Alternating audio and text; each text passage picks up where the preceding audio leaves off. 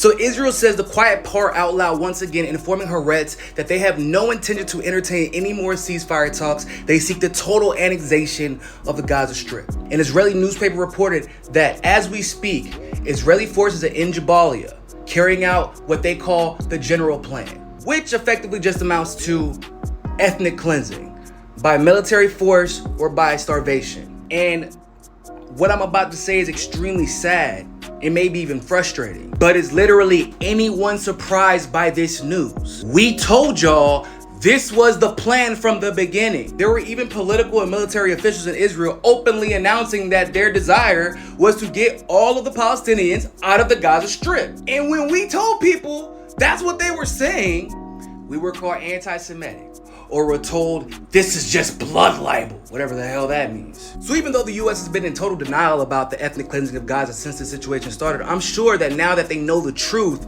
they have a stern response. Yeah, the US did respond, but unfortunately that response amounted to, you let more aid into Gaza right now, or you can be assured there will be trouble, mister. Oh, my apologies. Did I say let aid in right now? No, they actually said let aid in within the next 30 days. And their punishment will allegedly be an arms embargo. As much as I'm all for aid getting into Gaza, of course, I think we should address something here. What is food and water gonna do when you have bombs being dropped on top of your head? The US heard that Israel plans on killing everybody in Gaza, and their response was a strongly worded letter, and it wasn't even that strongly worded because you're giving them 30 days.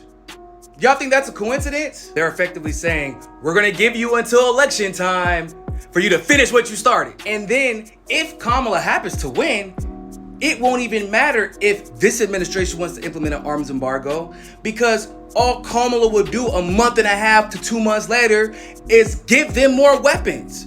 Nothing will change. And the US and the UN keep talking about their growing concerns for the deteriorating humanitarian situation in Gaza. Not a motherfucking humanitarian situation.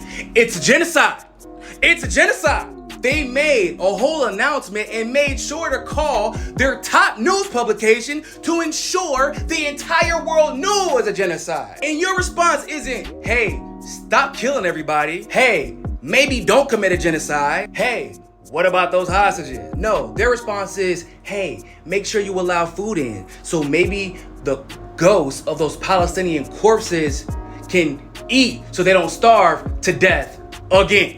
I know people like to compare this to the Holocaust, but we can't even compare it to that anymore. Because Israel is going into Gaza and the West Bank right after to kill every Palestinian, Muslim, Christian, or otherwise. This is far more sinister than a Holocaust, ladies and gentlemen. This is an extermination of an entire people, and your governments are allowing it to happen. And in some cases, even funding the effort. And you should remember that come November if you live in the United States.